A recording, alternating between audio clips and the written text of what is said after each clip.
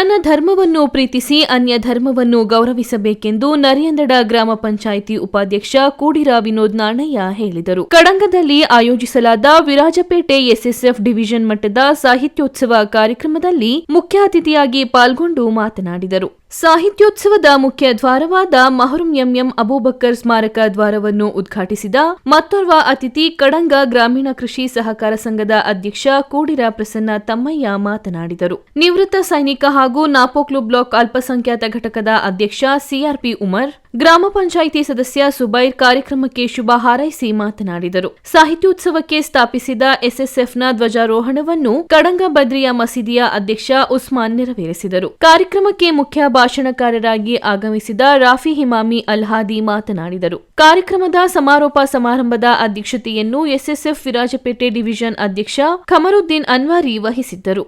ಮುಖ್ಯ ಭಾಷಣಕಾರರಾಗಿ ಎಸ್ಎಸ್ಎಫ್ ಕೇರಳ ರಾಜ್ಯಾಧ್ಯಕ್ಷ ಫಿರ್ದೌಸ್ ಸಕಾಫಿ ಮಾತನಾಡಿದರು. ಸ್ಪರ್ಧೆಯಲ್ಲಿ ವಿರಾಜಪೇಟೆ ಡಿವಿಷನ್ಗೆ ಒಳಪಟ್ಟ 5 ಸೆಕ್ಟರ್ಗಳ 350ಕ್ಕೂ ಅಧಿಕ ವಿದ್ಯಾರ್ಥಿಗಳು ತಮ್ಮ ಪ್ರತಿಭೆಗಳನ್ನು ಅನಾವರಣಗೊಳಿಸಿದರು. ವಿಜೇತರಾದ ವಿದ್ಯಾರ್ಥಿಗಳು ಜಿಲ್ಲಾ ಮಟ್ಟದ ಸಾಹಿತ್ಯೋತ್ಸವಕ್ಕೆ ಆಯ್ಕೆಯಾದರು.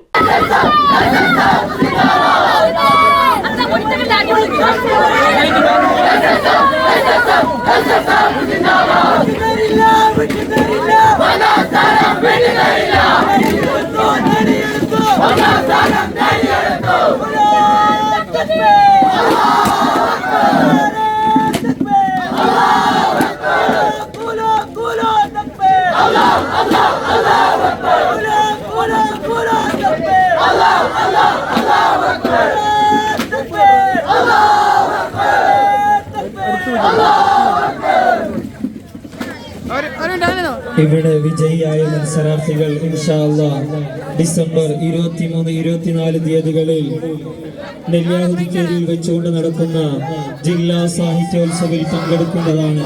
മത്സരാർത്ഥികൾ നമ്മുടെ മത്സര ഇനങ്ങളിൽ കൂടുതൽ പരിശീലനം നൽകിക്കൊണ്ട് ഇൻഷാ അല്ലാഹ് വിരാജ്പേട്ട് ഡിവിഷൻ ജില്ലയിൽ തന്നെ ചാമ്പ്യനാവാൻ വേണ്ടിയിട്ടുള്ള ശ്രമങ്ങൾ നടത്തണമെന്ന് ഓർമ്മപ്പെടുത്തുന്നു.